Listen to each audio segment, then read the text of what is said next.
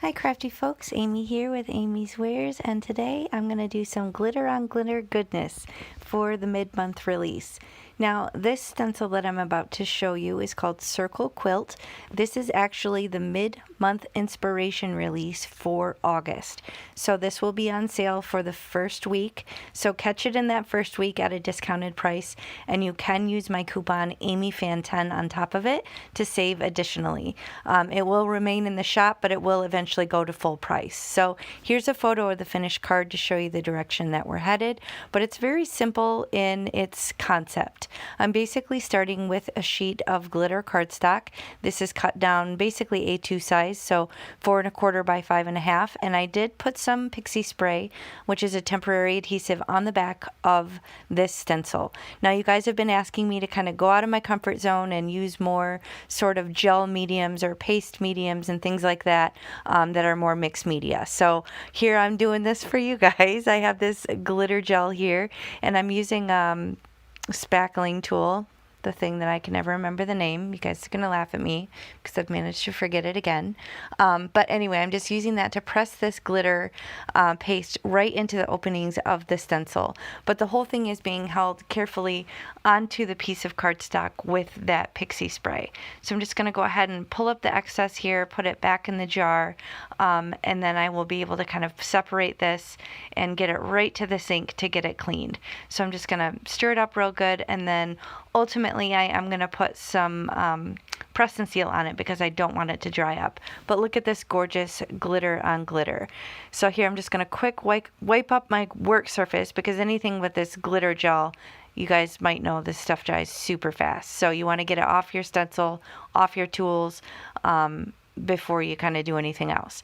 Now I'm just going to use this press and seal and make sure the rim of the bottle is nice and clean, because you want that press and seal to make a good connection to help keep this from getting dried out, because you guys probably have all sorts of mediums like this in your crafty stash that just seem to dry up really quickly. So this Glad press and seal is really a way to prevent that from happening and drying out on you.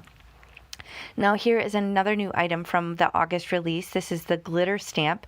This is new to the August lineup, and it's got these fun kind of sassy glittery sort of sentiments for your cards, and I thought, how perfect, since I'm already, doing glitter on glitter for this technique. So I have another piece of this glitter cardstock. I'm going to use this oval nesting die set from Hero Arts, and I'm going to do one in this green color that kind of matches the green of the glitter, and I'm going to do some very simple stamping with some black rich pigment ink here in my Misty, just stamping this. When in doubt, just add glitter right into the center of this green die cut oval, and then I will back it with the silver glitter oval that's just slightly larger in size. But I wanted to use one of these other sentiments from the cute stamp set on the inside of the card. So here I'm getting ink all over the place because, like I said, pigment, it doesn't dry fast, and I like to stick my fingers in everything and make a mess.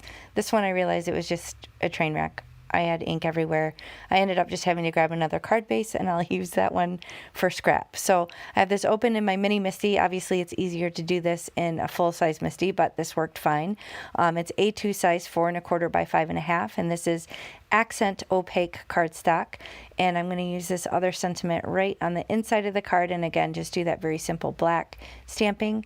I'm going to condition it with my hand because it's a new photopolymer stamp, and I haven't used it yet, so I want to get the manufacturer's goo off of it. But just one stamp here, and it says glitter is my signature color.